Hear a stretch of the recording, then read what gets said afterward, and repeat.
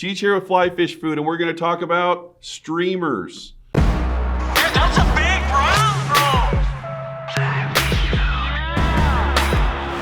I have my hoodie on, I got my pumpkin spice background, and I have my top 5 streamers right in front of me. If I were going to go to our shop and pick up streamers to go fish right now, these would be high on my list. Starting out with the Grand Poobah, the Dungeon.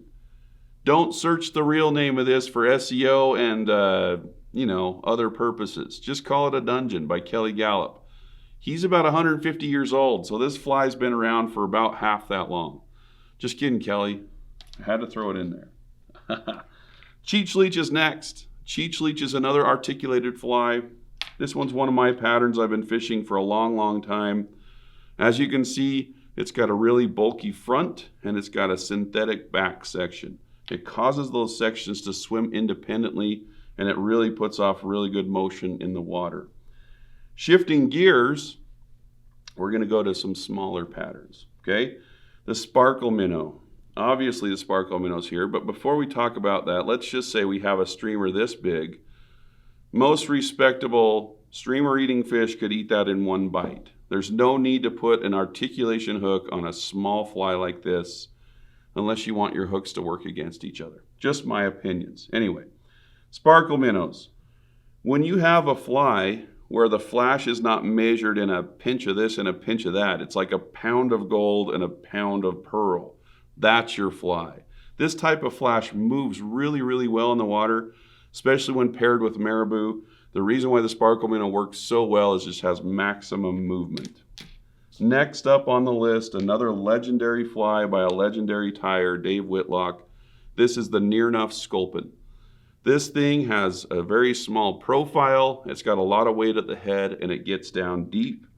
And then a lot of people have fished this fly, but I'm surprised a lot have not heard about it. The Simple Krelex. We have some videos of this on our website.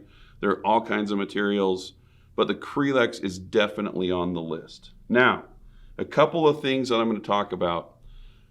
These articulated streamers, well, none of these really are designed to plummet really and get down right on the bottom.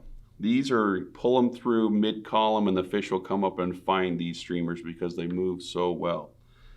So, fishing-wise, when I'm fishing a large streamer like an articulated streamer, I'll usually use an 8-foot leader of mostly like 2X tippet, chop it in the middle, and tie a tag section in right there with a triple surgeon's knot. On the back, on the very point, I have my articulated fly, and then I'll tie something smaller up in front of it. Okay, the articulated fly helps your cast roll out a little bit better.